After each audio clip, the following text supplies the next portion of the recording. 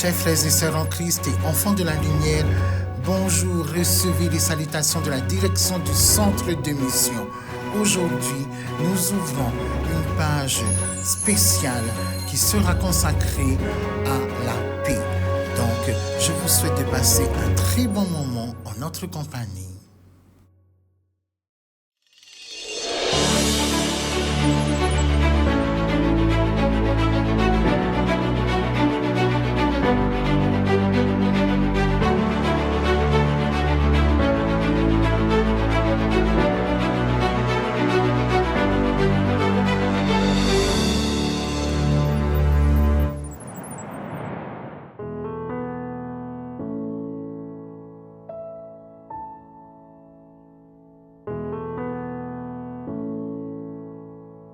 Pour notre message évangélique, nous accueillons notre TA Edwige de la congrégation de Providence. Notre écriture se situe dans la première lettre à Timothée au chapitre 2. Et notre thématique s'intitule « Prier pour la paix ».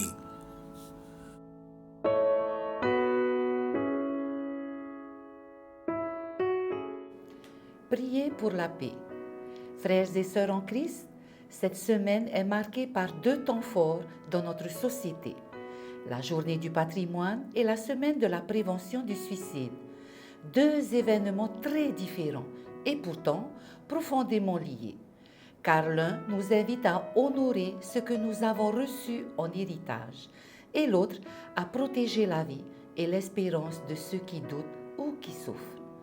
Dans la première lettre à Timothée, Paul rappelle l'essentiel, prier pour tous, sans exception, pas seulement pour nos proches ou ceux que nous aimons, mais aussi pour ceux avec qui nous avons du mal, et même pour les autorités et les dirigeants. Pourquoi ? Parce que la prière ouvre notre cœur, elle transforme la colère en paix intérieure, elle nous aide à chercher l'unité plutôt que la division. Elle nous fait entrer dans le regard de Dieu qui veut que tous soient sauvés. Et ce tous est au centre du texte. Il n'y a pas un salut réservé à quelques-uns, mais une grâce universelle. Le Christ s'est donné pour tous, sans distinction. C'est une bonne nouvelle qui libère. Chaque personne a de la valeur. Chaque vie mérite d'être vécue. Chaque cœur a droit à la paix. La journée du patrimoine nous rappelle que nous héritons non seulement de pierres, de chants, de coutumes, mais aussi d'une foi transmise de génération en génération. Cet héritage spirituel est un trésor. Il dit à chacun, tu n'es pas seul, tu appartiens à une histoire plus grande que toi. La semaine de la prévention du suicide, elle, nous confronte à la fragilité de la vie. Elle nous appelle à ouvrir les yeux et les oreilles pour être attentifs à ceux qui traversent des tempêtes intérieures. Et là encore, la prière est essentielle. Une prière qui nous rend présents, disponibles, prêts à tendre la main, prêts à écouter, prêts à aimer. Alors, frères et sœurs en Christ, priez pour la paix. Ce n'est pas seulement prier pour la fin des guerres lointaines. C'est aussi prier pour la paix intérieure de nos jeunes, de nos familles, de nos voisins. C'est reconnaître que chaque vie est précieuse aux yeux de Dieu. Aujourd'hui, à la croisée du patrimoine et de la prévention, nous recevons une mission. Premièrement, préserver l'héritage de la foi qui nous a été confié. Deuxièmement, soutenir la vie de ceux qui vacillent. Et enfin, prier sans relâche pour que la paix habite chaque cœur. Prions donc avec confiance, car le Dieu que nous invoquons est un Dieu d'amour et de vie, qui veut que tous soient sauvés. Amen.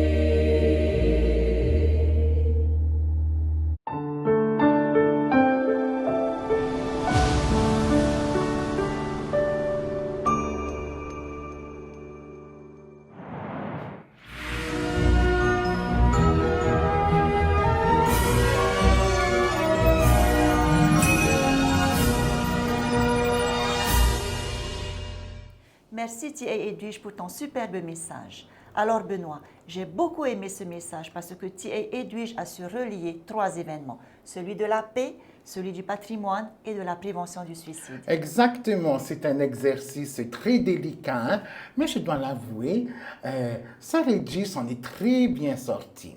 Benoît, Oui. revenons un peu sur notre texte. Dans la lettre à Timothée, Paul insiste « Priez pour tous ». Pourquoi mettre cet accent sur tous? Alors, parce que c'était révolutionnaire, déjà pour commencer, hein, à l'époque c'était révolutionnaire. Et tu sais, Jenny, à cette époque, les gens priaient surtout pour leur famille, leur clan, leur cité. Mais Paul va élargir le cercle en disant Dieu veut que personne ne soit exclu.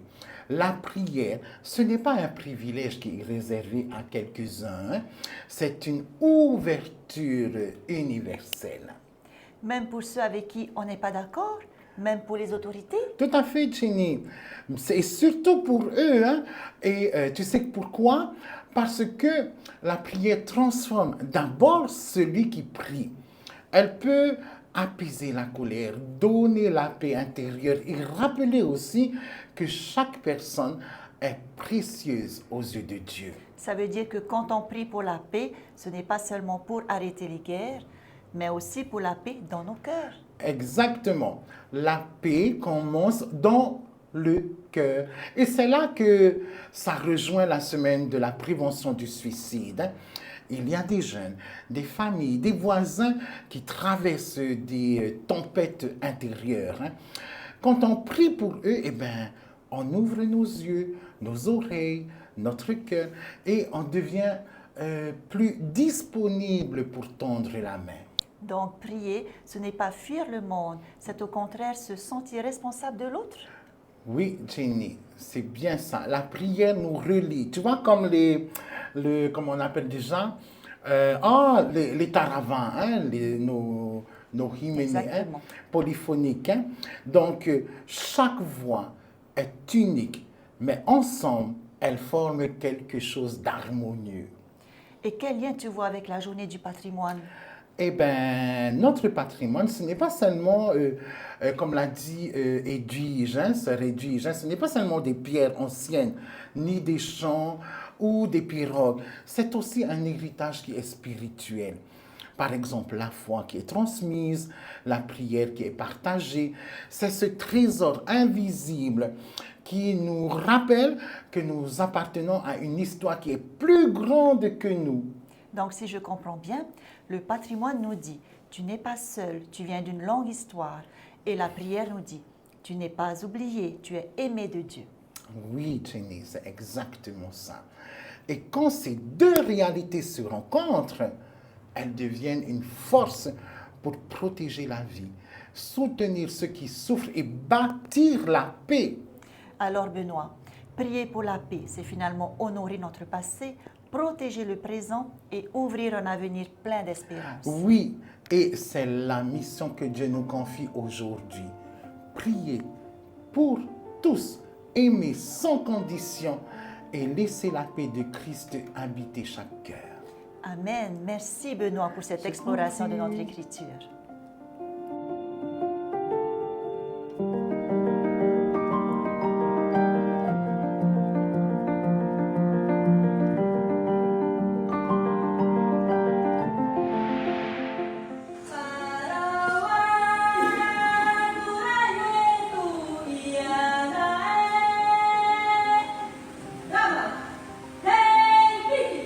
Para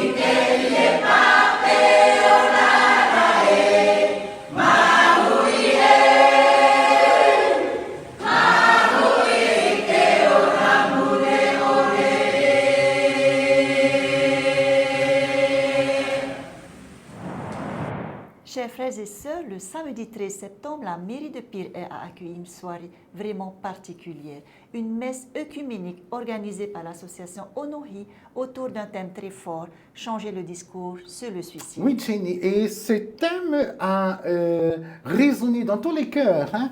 Et il ne s'agissait pas seulement de prier ensemble, mais aussi de transformer notre manière d'en parler pour passer du silence ou de la peur à la lumière de l'espérance. Et ce qui a marqué, c'est de voir les différentes confessions chrétiennes réunies, tous rassemblés avec leurs chants, leurs prières, leurs paroles, unis pour dire haut et fort que la vie a du prix et qu'il est possible de tendre la main à ceux qui souffrent. Tu as raison, Jenny. Et il y a eu ce moment vraiment émouvant, le témoignage de Madame Hani Teripaya, directrice de l'hôpital du Taouni. Elle a rappelé les réalités difficiles que traversent certaines familles, mais aussi combien une écoute vraie et une solidarité peuvent aussi sauver des vies. Nous allons prendre un petit moment et ouvrir une parenthèse pour retrouver son témoignage qui a été enregistré par Polynésie la Première. Attention, top magnéto.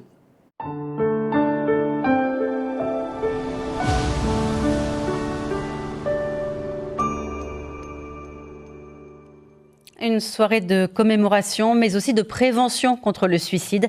C'était hier soir à Pirée. L'association SOS Suicide a organisé une messe écuménique en donnant la parole aux familles endeuillées, des familles souvent démunies face au drame. Mélissa Chong, Dylan Fels.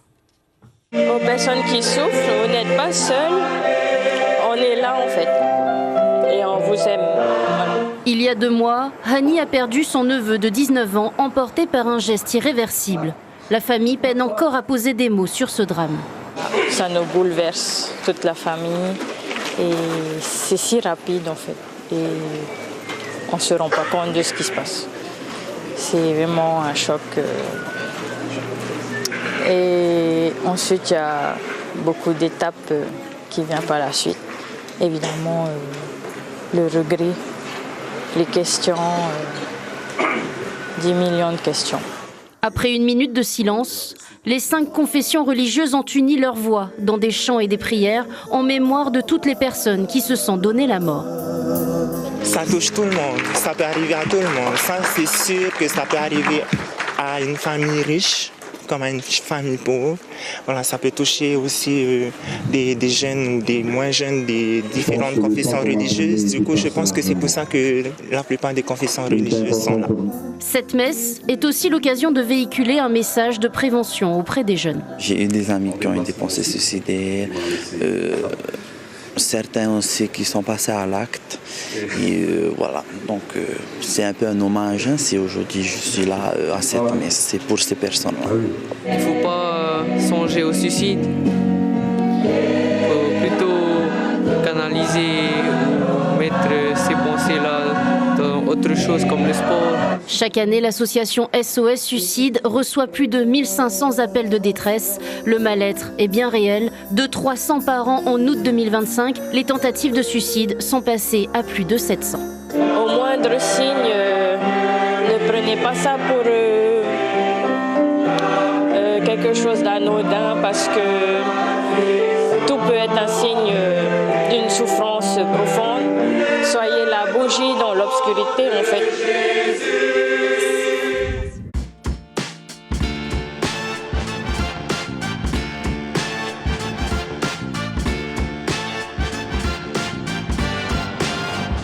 C'était puissant, son témoignage donnait des frissons au thème « Changer le discours ». Parce que derrière chaque statistique, il y a une personne, une histoire, une famille. Exactement. Et puis, quelle ambiance! Les chants partagés par les chorales des différentes églises ont porté un souffle d'espérance. On pouvait sentir que malgré la gravité du sujet, la soirée respirait la lumière, la chaleur et la fraternité. Oui, une véritable réussite. L'association Onohi a réussi à créer un espace de dialogue, de prière et de partage qui donne envie de continuer ensemble ce chemin de prévention et de soutien. Oui, et peut-être que chacun est reparti avec ses convictions moi aussi je peux. Je peux changer mon regard, mes paroles et être une oreille attentive pour quelqu'un. C'est ça le vrai message, briser des tabous, ouvrir la parole et redonner de la valeur à chaque vie. Oui, merci à l'association Honohi, à la mairie de Pire-Haye, aux églises présentes et à toutes celles et ceux qui ont fait de cet événement une réussite et qui portent ce combat de la vie et de l'espérance. Et merci à Dieu qui nous rassemble et qui nous envoie être lumière au cœur des ténèbres. Amen. Amen.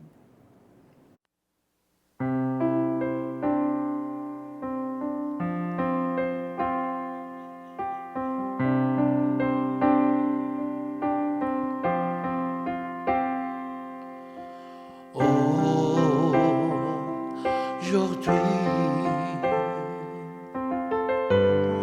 j'ai besoin de toi, besoin de toi, oh mon Seigneur, oh oui, toi, toi que mes yeux ne peuvent voir, toi que mes mains ne peuvent toucher, toi que mes rêves désirent atteindre.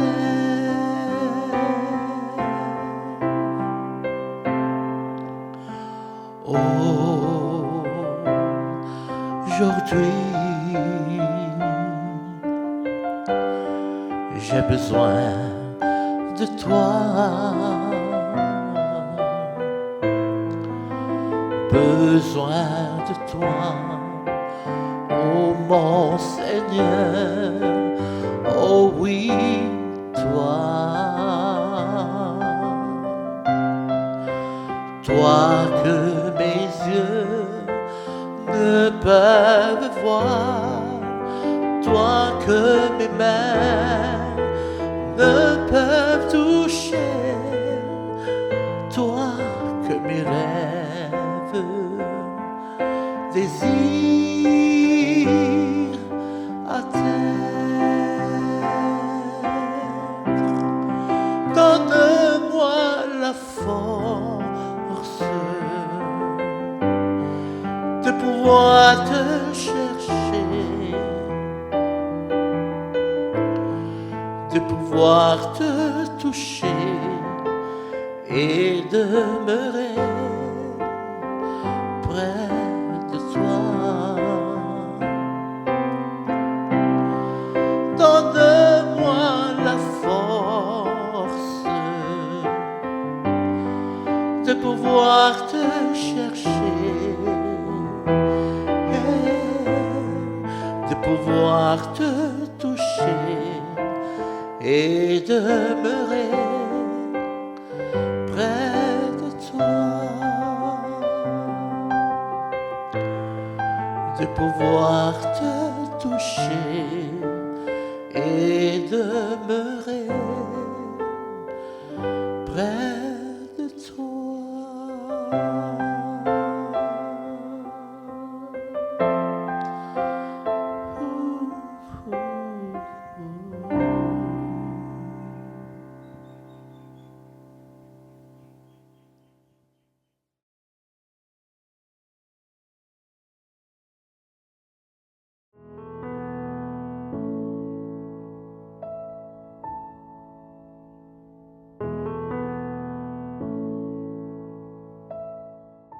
Dans ce monde si troublé et parfois confus, nous vivons des moments où la révélation, la joie, la paix, l'amour est évidente. Mais il y a parfois des moments si difficiles où la paix se fait discrète, nous avons l'impression. Alors, je voulais vous dire que la paix en Jésus-Christ est là déjà. Il suffit d'ouvrir son cœur et de toquer à la porte et vous la recevrez. Je vous souhaite une paix intérieure et dans la vie, pour aujourd'hui et pour toujours.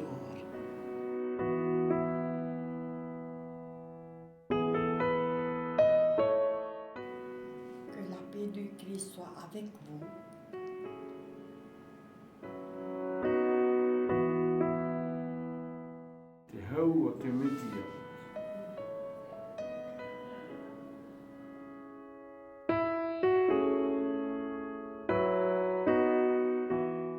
Recevez la paix de Dieu.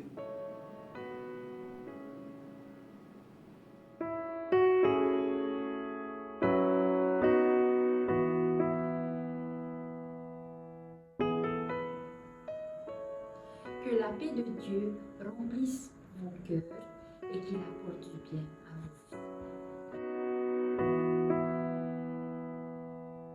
vies. Que la paix du Christ soit avec vous.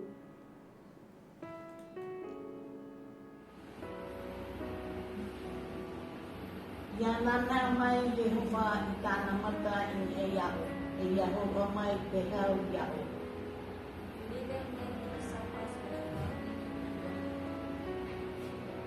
May the Lord lift up his countenance upon you and give you peace.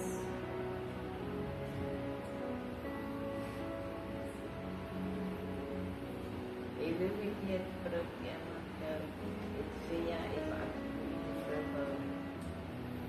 Le fruit de la justice est semé dans la paix par ceux qui cherchent la paix. The fruit of righteousness is bears by those who make peace. Ya, untuk saya, Pak Tuku ite perahau, di perahia tu ite teman inakatu. Heureux ceux qui procurent la paix, car ils seront appelés fils de Dieu. Blessed are the peacemakers, for they shall be called children of God. Terhimai ya, Erofa ite kau, ite hina aro ya o. Que la compassion, la paix et la charité vous soient multipliées. May compassion, peace and love be multiplied to you.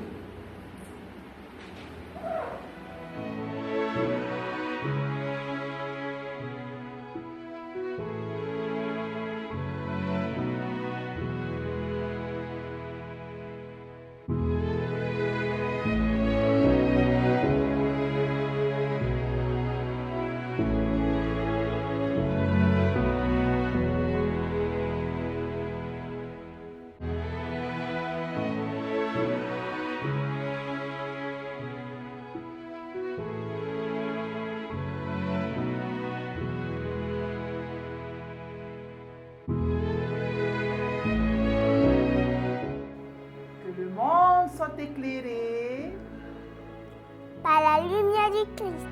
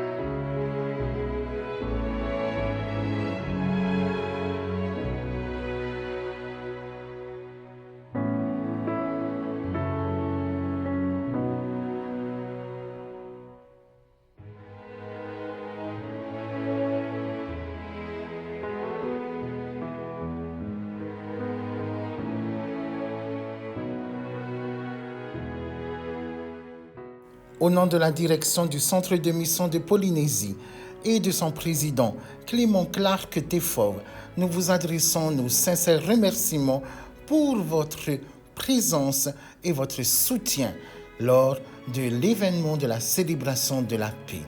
Merci pour vos vidéos, pour vos messages et un grand merci tout particulier à nos frères et sœurs des îles pour leurs contributions précieuses. Ensemble, restons les artisans de la paix du Christ aujourd'hui et chaque jour. Amen.